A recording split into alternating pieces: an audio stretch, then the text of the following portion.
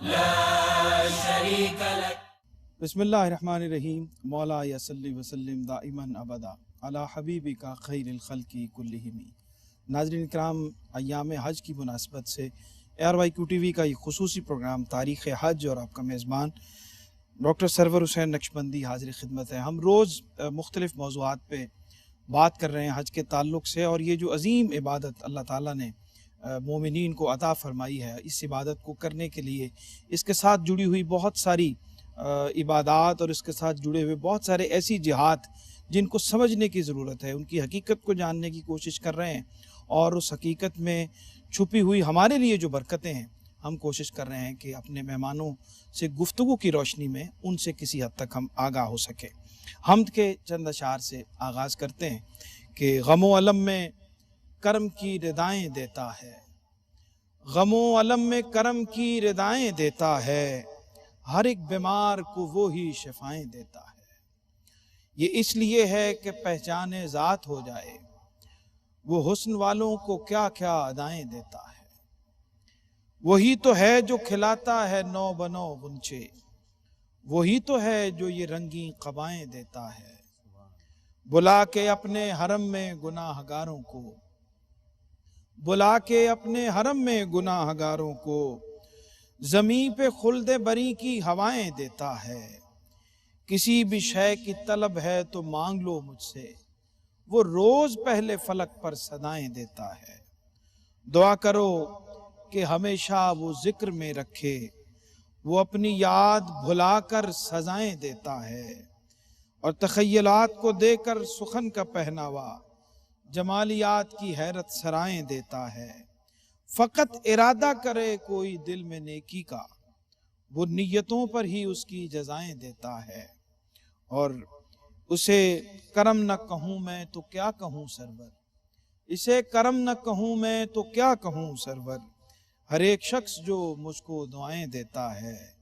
غم و علم میں کرم کی ردائیں دیتا ہے، ہر ایک بیمار کو وہی شفائیں دیتا ہے.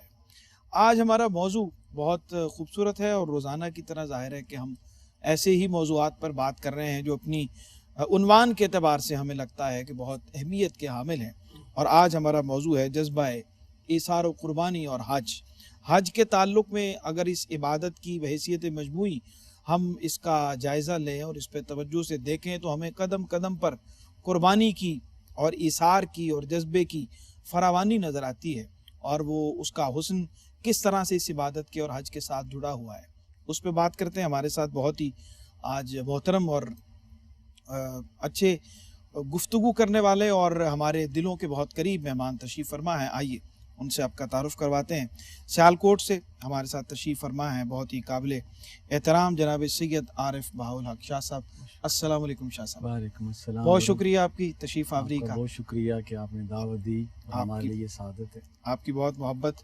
اور ان کے ساتھ تشریف فرما ہے بہت خوبصورت گفتگو کرتے ہیں ہمارے بہت ہی عزیز جناب پروفیسر نصیر القادری صاحب. آپ کو بھی بہت خوش آمدید کہتے ہیں جناب. بہت شکریہ جناب. پیشے کے اعتبار سے استاد ہیں، اور انشاءاللہ جب ہم ان سے گفتگو کریں گے تو بہت رہنمائی لیں گے. ہمارے بہت ہی معتبر اور نوجوان خوبصورت لب لہجے کے ثنا خاں جناب تصدق رسول صاحب تشریف فرما ہیں. آپ کو بھی خوش آمدید کہتے ہیں جناب. اور بسم اللہ کلام عطا فرما دے اور ہم کے اشعار ہو جائیں تو بہت اچھا ہے. کوئی تو ہے جو نظام ہستی چلا رہا ہے، وہی خدا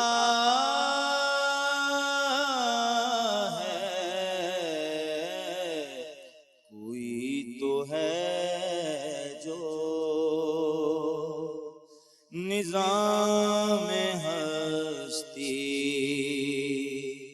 چلا رہا ہے، وہی خدا ہے. دکھائی بھی جو نہ دے نظر بھی جو آ رہا ہے، خدا ہے، وہی خدا ہے، وہی خدا ہے۔ نظر بھی رکھے سماتے بھی، وہ جان لیتا ہے نیتیں بھی۔ نظر بھی رکھے سماتے بھی، وہ جان لیتا ہے نیتیں بھی۔ جو خانہ لاشعور میں جگمگا رہا ہے، وہی خدا ہے، وہی خدا ہے، وہی خدا ہے۔ اور تلاش اس کو نہ کر بتوں میں، وہ ہے بدلتی ہوئی رتوں میں۔ تلاش اس کو نہ کر بتوں میں، وہ ہے بدلتی ہوئی رتوں میں۔ جو دن کو رات اور رات کو دن بنا رہا ہے، وہی خدا ہے، وہی خدا ہے، وہی خدا ہے۔ دکھائی بھی جو نہ دے نظر بھی جو آ رہا ہے، وہی خدا ہے۔ سبحان اللہ۔ کوئی تو ہے جو نظام ہستی۔ اللہ کیا کہنے، سلامت رہیں بھائی، بہت شکریہ، خوبصورت اشعار آپ نے عطا فرمائے۔ جناب مظفر وارثی کے درجات اللہ بلند فرمائے۔ موضوع کی طرف آتے ہیں، گفتگو کا آغاز کرتے ہیں۔ جناب سید عارف بہاء الحق شاہ صاحب ہمارے ساتھ تشریف فرما ہے۔ اثار اور قربانی کی بحیثیت مجموعی پہلے ہم اس کی اہمیت پہ اگر آپ کو رہنمائی فرمائیں تو پھر ہم حج کے تعلق سے بعد میں بات کرتے ہیں۔ بسم اللہ الرحمن الرحیم۔ بہت شکریہ قبلہ سرور حسین نقشبندی صاحب، یہ میرے لیے بھی سعادت ہے کہ ایام حج کے حوالے سے اس پاکیزہ موضوع پر مجھے گفتگو کرنے کا شرف مل رہا ہے۔ جیسا کہ موضوع کا تقاضا ہے کہ اسلام جو ہے، اس کا جو ایک روشن پہلو ہے اور روشن سبق ہے، وہ اثار اور اللہ تعالیٰ کی راہ میں جد و جہد کرنا اور اپنے آپ کو اس طرح فنا کر دینا کہ اللہ اس کے رسول کے سوا اور کوئی چیز باقی نہ رہے۔ ٹھیک۔ اسلام میں جیسا کہ ہمارے موضوع کا تعلق ہے کہ اثار اور قربانی، یہ سمجھے کہ دونوں ایک ہی چیز کا نام ہے۔ ٹھیک۔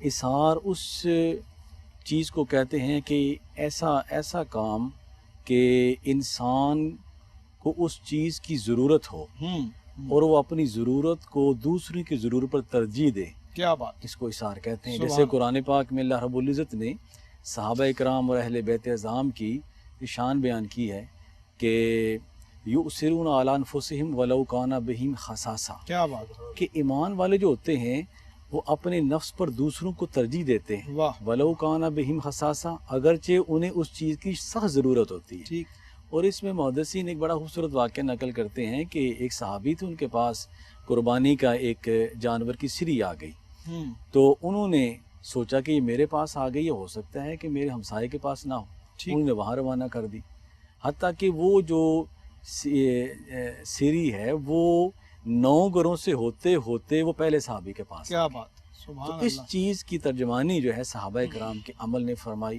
جنگ کے بہت موقع سے پر ایسے- بھی ایسا ہمیں اور نظر وہ آتا ہے، جنگ پانی، ایک وہ پانی کا واقعہ ہے، جی ہاں بالکل، وہ چونکہ اس آیت کے واقعے کے بعد ہے، تو اور قربانی اور اظہار، اور قربانی بھی ایک بہت بڑے اظہار کا نام ہے۔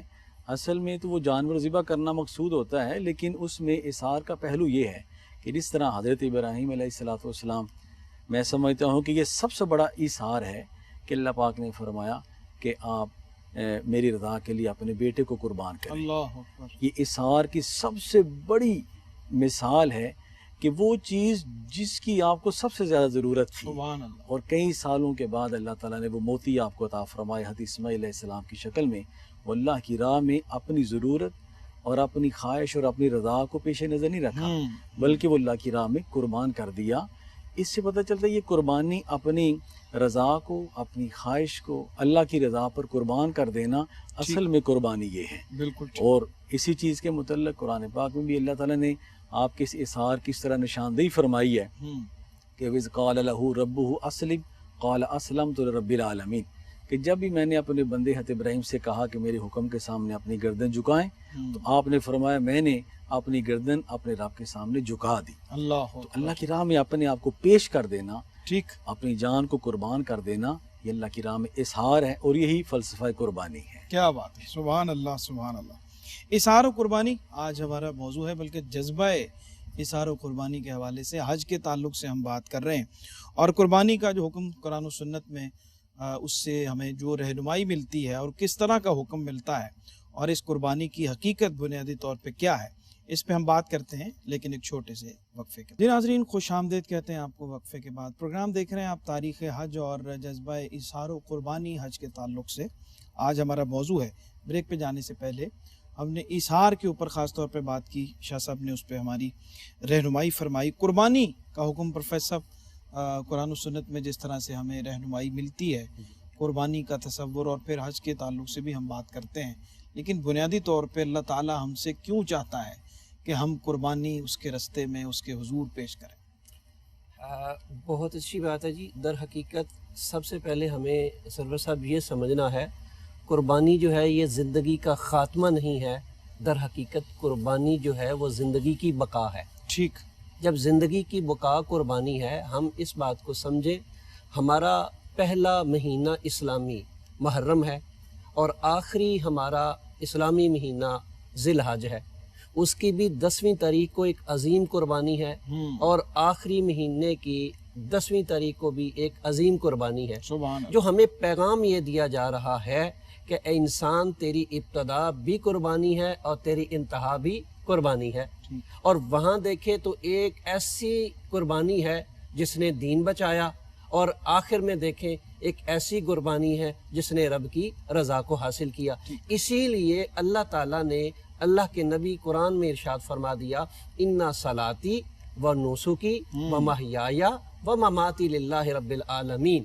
انسان یہ سمجھ لے، میری قربانی، میری نماز، میری موت، میرا زندہ رہنا، اس دنیا سے چلے جانا، سارا اللہ کے لیے ہے۔ ٹھیک، حضرت ابراہیم علیہ السلام کی زندگی سے جو بھی جڑا ہے وہ سوائے قربانیوں کے اور کچھ ہے ہی نہیں۔ ٹھیک، اللہ تعالیٰ نے قرآن پاک میں واضح الفاظ میں ارشاد فرمایا، لَن يَنَالَ اللَّهَ لَحُومُهَا وَلَا دِمَاؤُهَا وَلَٰكِن يَنَالُهُ التَّقْوَىٰ۔ سبحان اللہ کی اللہ، بارگاہ میں یہ خون، یہ کھر، یہ گوشت، یہ بال، یہ تو پہنچتے نہیں، وَلَٰكِن يَنَالُهُ التَّقْوَىٰ، اللہ کی بارگاہ میں تمہارا تقویٰ پہنچتا ہے۔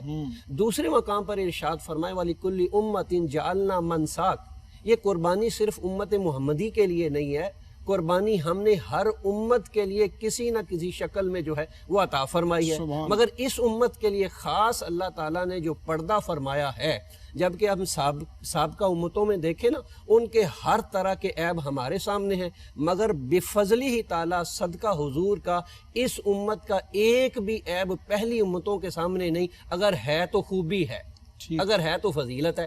ان کے لیے کیا تھا، وہ آگ جلاتے تھے، آگ آتی جلا دیا جاتا، پتہ چلتا کہ یہ جو قربانی قبول ہوئی۔ اگر نہیں جلتا تھا تو پتہ یہ چلتا مال حلال نہیں بلکہ حرام ہے۔ کیا آج ہم 50,000 کا جانور لے کے آتے ہیں، ہم 10,000 کا جانور لے کے آتے ہیں، ہم 20,000 کا، ابھی دیکھیں دن آنے والے ہیں تو جانور لے کے آتے ہیں۔ اب لانے والے کو نہیں پتا کہ میں کس پیسوں سے لے کے آ رہا ہوں، مگر وہ اللہ کی بارگاہ میں جب کرتا ہے تو اللہ تعالیٰ پردہ رکھتے ہوئے اس کی قربانی کو قبول فرما لیتا ہے۔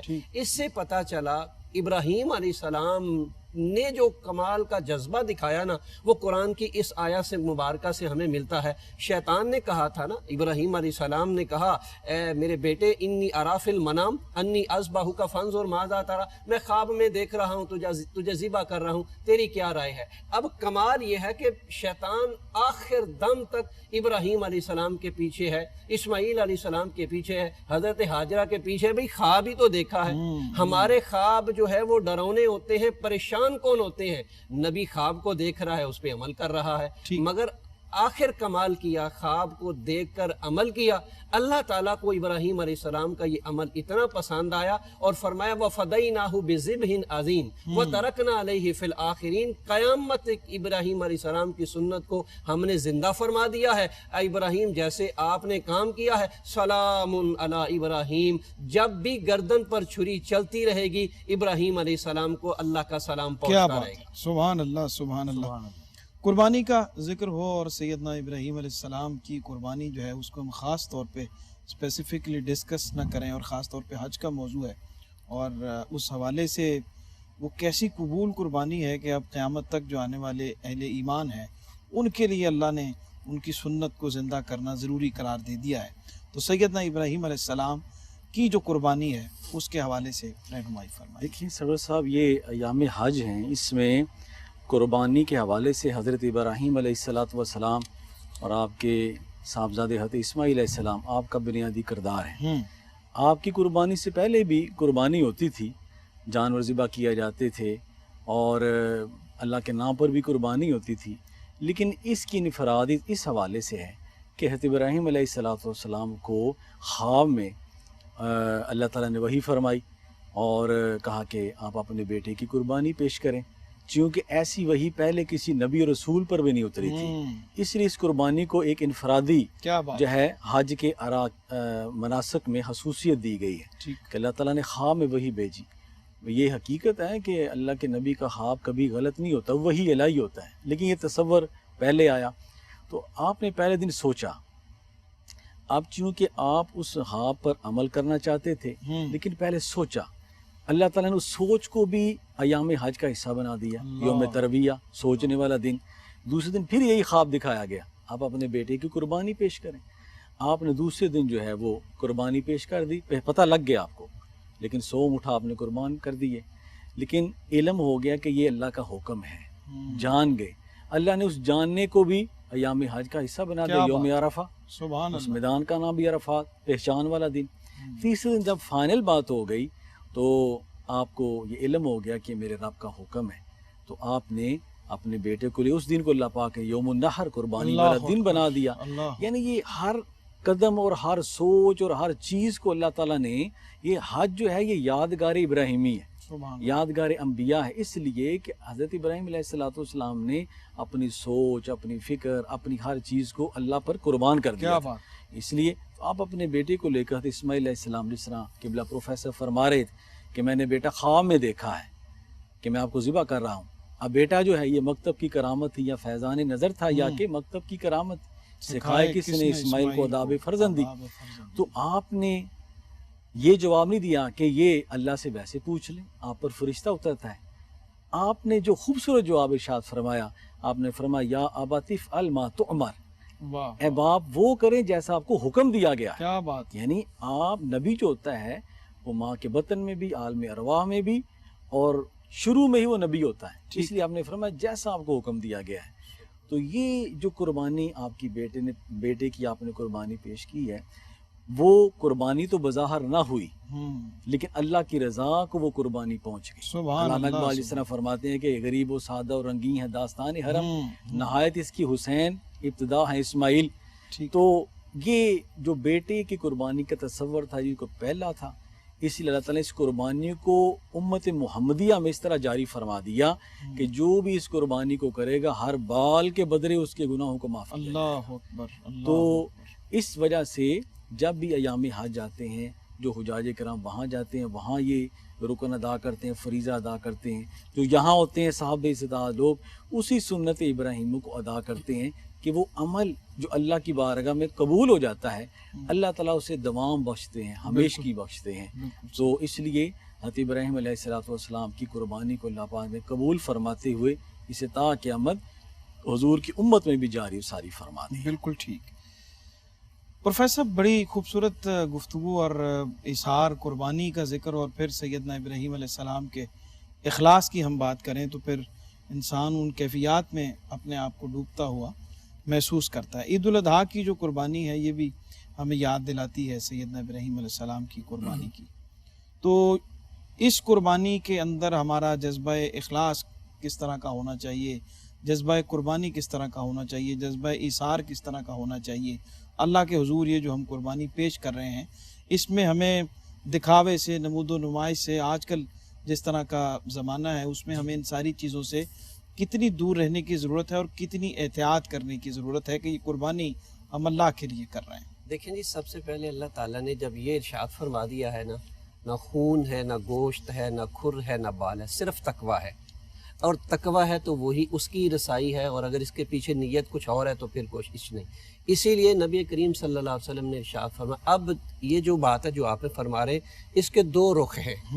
ایک ہے قربانی کرنے والا، کس نظریے سے، کس فکر سے وہ قربانی کر رہا ہے، اس کے بارے میں واضح طور پر ارشاد فرمایا قربانی کرنے والی کی سب سے پہلے نیت صاف ہو اور خالصتاً اللہ کی رضا ہو۔ اگر دکھلاوا ہے تو یہ تو نماز کے بارے میں ارشاد فرما دیا، قربانی تو ایک واجب ہے۔ نماز کے بارے میں ہر کہ نماز ہے فرض، یہ واجب ہے۔ نماز کے بارے میں قرآن پاک کے واضح لفظ ہے، اگر وہ اس میں بھی اگر دکھلاوا آیا تو وہ بھی تمہارے چہروں پر واپس لوٹا دی جائے گی۔ اگر کسی شخص کے اندر یہ نیت صالح نہیں ہے، دکھلاوا ہے، ریاکاری ہے، تو پھر ایسی قربانی سے بالکل دور۔ پھر قربانی جو کرنی ہے اس کے اندر دوسرا پہلو ہونا چاہیے، اس میں غم نہیں ہونا چاہیے، اس میں بندہ سڑ کے پریشان ہو کے نہ کرے۔ جیسے کہ قربانی کا جب حکم آیا تو حابیل نے بھی کی اور قابیل نے بھی کی، ایک ہی قربانی قبول ہوئی، دونوں نے کی، مگر ایک نے اندر سے سڑے ہوئے دل سے کی۔ تو حضور علیہ السلام نے ارشاد فرمایا جب قربانی کرو تو خوشی سے کرو۔ اب یہ جو ہم نے قربانی کرنی ہے، ہم قربانی کے دن آ گئے، ہم نے اپنی گلیوں میں بکرے باندھ دیے، جانور باندھ دیے، تو ہمارے ذہن میں قطعاً یہ خیال نہیں آنا چاہیے کہ اس کا مقصد یہ ہے۔ اب اس میں قطعاً کمپٹیشن ہم نے نہیں کرنا کہ میں نے اتنے کا لایا ہے، یہ اتنے کا لایا، یہ اللہ کی ذات بہتر جانتی ہے۔ وہ ہو سکتا ہے ایک عام سا جو کام کرنے والا ہے اللہ اس کی قبول فرما لے اور زیادہ قبول کی نہ فرمائے۔ تو اس لیے نیت کا صالح ہونا انتہائی ضروری ہے۔ جس کی نیت صالح ہوئی، پاک صاف ہوئی، یقیناً اللہ تعالیٰ اس کی قربانی کو قبول کرنے والا ہے۔ دوسرا اس میں احتیاط کا پہلو یہ ہے کہ جو قربانی کا جانور لے کر آئے اس کو وہ دیکھے کہیں وہ کانا نہ ہو، پیدائشی کانا نہ ہو، کہیں عیب نہیں اس کے اندر ہونا چاہیے، اب اللہ کے حضور پیش کرنا ہے۔ یہ میں ایک مطلب پوری بات کر دیتا ہوں، کسی قسم کے جو مسائل فقہ کی کتابوں میں کہ وہ عیوب سے، عیبوں سے پاک ہو۔ اور یہاں پھر میں یہ عرض کرنا چاہتا ہوں اگر وہ جانور جو عیب والا ہے اگر وہ نہیں لگتا تو ہمیں پھر یہ سوچنا چاہیے کہ عیب والے پیسوں سے بھی ہم نے وہ جانور نہیں خریدنا۔ اگر عیب والے پیسوں سے ہم سمجھ رہے ہیں کس طرح کے پیسے، اگر عیب والے پیسے جانور لانے کے لیے جائز نہیں ہے تو پھر عیب والا جانور کیسے جائز؟ قربانی ہے ہی اللہ کی رضا کے لیے اور وہ قبول کرنے والا ہے، اور خاص یہ اللہ تعالیٰ کی طرف سے حضور صلی اللہ علیہ وسلم کی امت کے لیے تحفہ ہے۔ جو ہی بندے نے قربانی کی نہیں، ادھر اللہ تعالیٰ نے اس بندے کی قربانی کو قبول کیا نہیں۔ در حقیقت اس کی ابتدا گو جڑی ہوئی ہے خانہ کعبے کے اس حج کے ساتھ۔ دیکھیں نا، یہ آخری میں بات کرنا چاہوں گا، قربانی تو لوگ پہلے بھی کرتے تھے، کیا کرتے تھے؟ یہ خانہ کعبہ ہے اللہ تعالیٰ کا گھر، وہ کیا کرتے تھے؟ وہ ذبح کرتے تھے اور خانہ کعبے کا خون جو ہے وہ خانے کعبے کے ساتھ دیواروں کے ساتھ جانوروں کا خون لگا دیا کرتے تھے. اس کا مطلب کیا تھا؟ اس کا مطلب وہ کہتے ہیں یہ تقرب ہے، اللہ کا قرب ہے، اللہ کی رضا ہے. جس کا جتنا جانور کا خون خانے کعبے کی دیوار کے ساتھ لگے گا وہ زیادہ قریب ہوگا. اور اللہ تعالیٰ نے پھر ارشاد فرمایا، یہ زمانہ جاہلیت عروج پہ تھا جب یہ کام ہو رہا تھا، تو اللہ تعالیٰ نے اس کو منع فرمایا. اللہ خون کو پسند نہیں کرتا. جس خون کو تم خانے کعبے کے قریب لا کے اللہ کا قرب حاصل کرنا چاہتے ہو، اللہ تو تمہارا تقویٰ دیکھنا چاہتا ہے دل کی کس نیت سے تو اللہ کی رضا کی قربانی. سبحان اللہ، سبحان اللہ. ناظرین، بہت خوبصورت بات ہو رہی ہے اور ابھی بریک سے واپس آتے ہیں تو ایک اور اہم بات جس پہ ہم اپنے مہمانوں سے رہنمائی لیں گے کہ ہمارے یہاں ایک تصور بہت زیادہ یہ عام ہوتا چلا جا رہا ہے، پھیلایا جا رہا ہے، اور یہ بات بہت تواتر سے کی جا رہی ہے کہ قربانی کی بجائے اس پیسے کو کہیں اور استعمال کر دیا جائے، صدقہ کر دیا جائے، خیرات کر دیا جائے، کسی کے کام آ جانا چاہیے. تو اس کی کیا حقیقت ہے، اس پہ بات کرتے ہیں اب ایک چھوٹے سے. جی ناظرین، خوش آمدید کہتے ہیں وقفے کے بعد آپ کو. پروگرام دیکھ رہے ہیں آپ تاریخ حج، اور آج ہم جذبہ اظہار و قربانی اور حج کے حوالے سے گفتگو کر رہے ہیں. بریک پہ جانے سے پہلے میں نے سوال عرض کر دیا تھا اور اس پہ جواب اپنے مہمانوں سے لیتے ہیں کہ ہمارے ہاں آج کل خاص طور پہ سوشل میڈیا کے ذریعے اور دیگر جو ذرائع ابلاغ ہیں ان کے ذریعے یہ بات لوگوں کے ذہنوں میں ڈالی جا رہی ہے، اور یہ کہا جا رہا ہے کہ قربانی کا جو پیسہ ہے اس کو کہیں اور استعمال کر دیا جائے. تو اس کی کیا حقیقت ہے؟ قربانی کیوں ضروری ہے اور کیا وہ پیسے کہیں اور استعمال کیے جا سکتے ہیں؟ شاہ صاحب کیا رہنمائی فرماتے ہیں؟ دیکھیں، اللہ تعالیٰ نے ہمیں دین اسلام عطا فرمایا، اور اللہ تعالیٰ نے ہمیں اسلام کے ارکان، نماز، روزہ، حج، زکوٰۃ، یہ چیزیں ہم پہ فرض کی ہیں. اسی طرح یہ قربانی جو ہے یہ بھی اللہ تعالیٰ نے ہم پر فرض فرمایا ہے.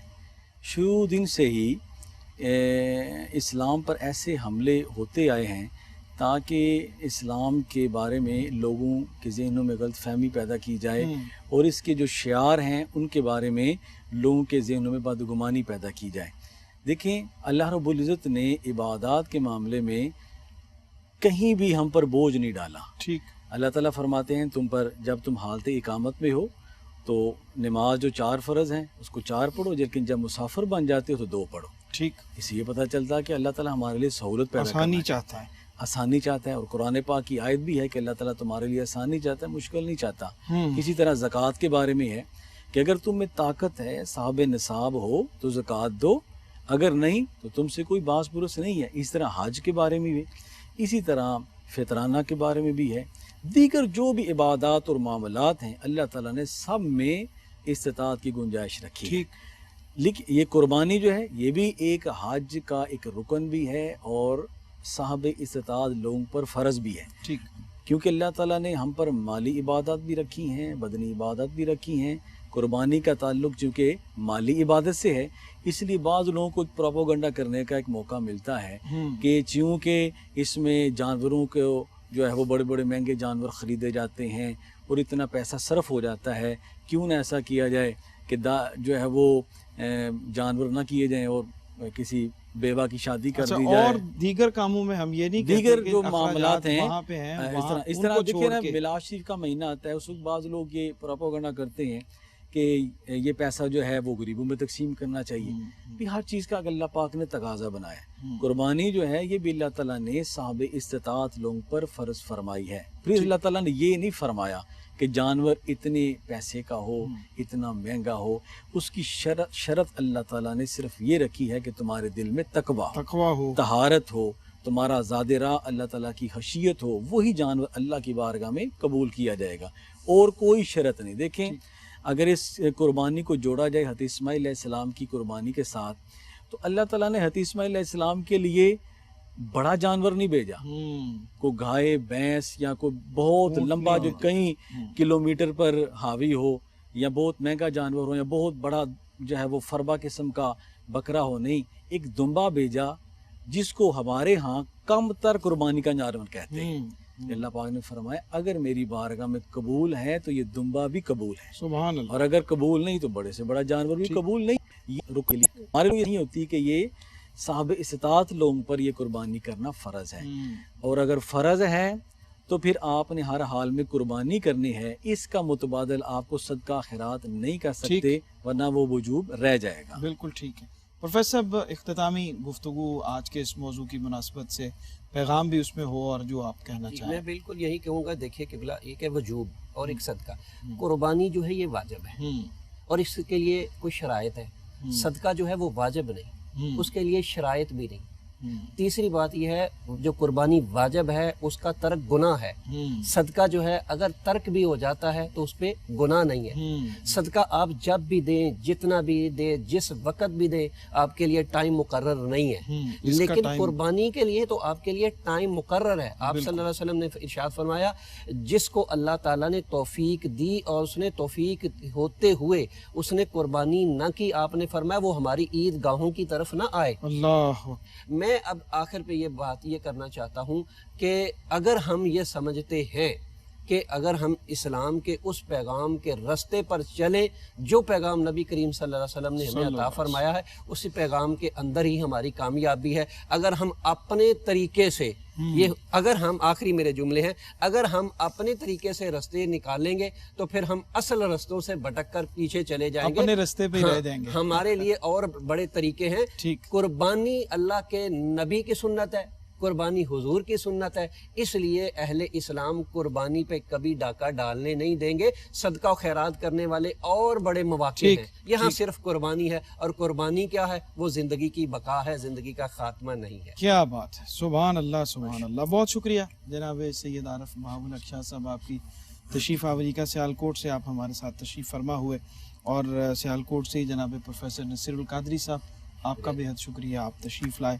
जनाब तसद्दुक़ रसूल, आपका बेहद शुक्रिया। कलाम हम आपसे अभी लेते हैं और इन नात के अशार के साथ आपसे इजाज़त तलब करनी है कि गो मयस्सर थी नेमतें क्या क्या, गो मयस्सर थी नेमतें क्या क्या, आपने की कनातें क्या क्या, मेरे मौला ने ख़ास रहमत से आपको दी हैं अज़मतें क्या क्या, और सब्ज़ गुंबद जो ध्यान में आया दिल ने पाई हैं राहतें क्या क्या, सब्ज़ गुंबद जो ध्यान में आया दिल ने पाई हैं राहतें क्या क्या, आके तैबा से ये खुला हम पर खाक में हैं सबाहतें क्या क्या, मुझ गुनाहगार पर खुदा की कसम आपने की इनायतें क्या क्या, शहर तैबा से होके आए हैं हमने देखी हैं जन्नतें क्या क्या, भेजता हूँ मैं जब दुरूद उन पर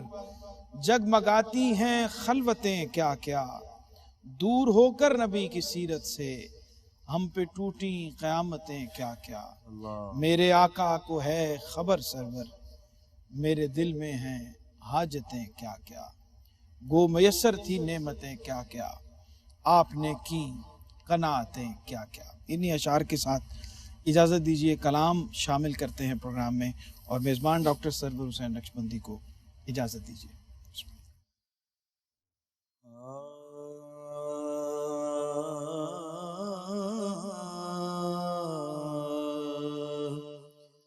जिंदगी याद मदीना में गुजारी सारी, जिंदगी याद मदीना में गुजारी सारी, उम्र भर की ये कमाई है हमारी सारी, खल्क को जुर्म करे और खुदा फज़ल करे, सच तो ये है,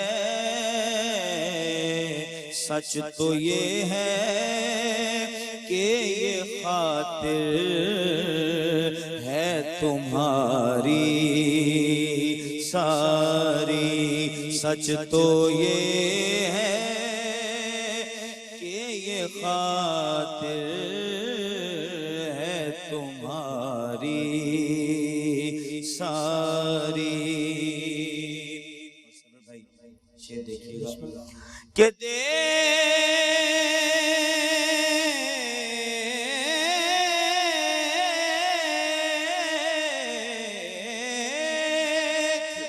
دیکھ کر خلد بری کو یہ کہا ہے دل نے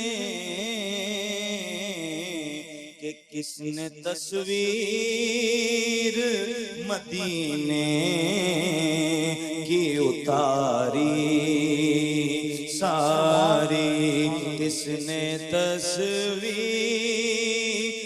مدینے کی اتاری ساری، اور تم بنا دو گے تو محشر میں ہی بن جائیں گی، ورنہ بگڑی ہوئی باتیں ہیں ہماری ساری، ورنہ بگڑی ہوئی باتیں ہیں ہماری ساری۔ آپ کے ایک اشارے پہ خدا بخشے گا، بات بن جائے گی محشر میں ہماری ساری۔ اور مقطع ہے، یوں تو دنیا میں کئی اور سخی ہیں ساجد، یوں تو دنیا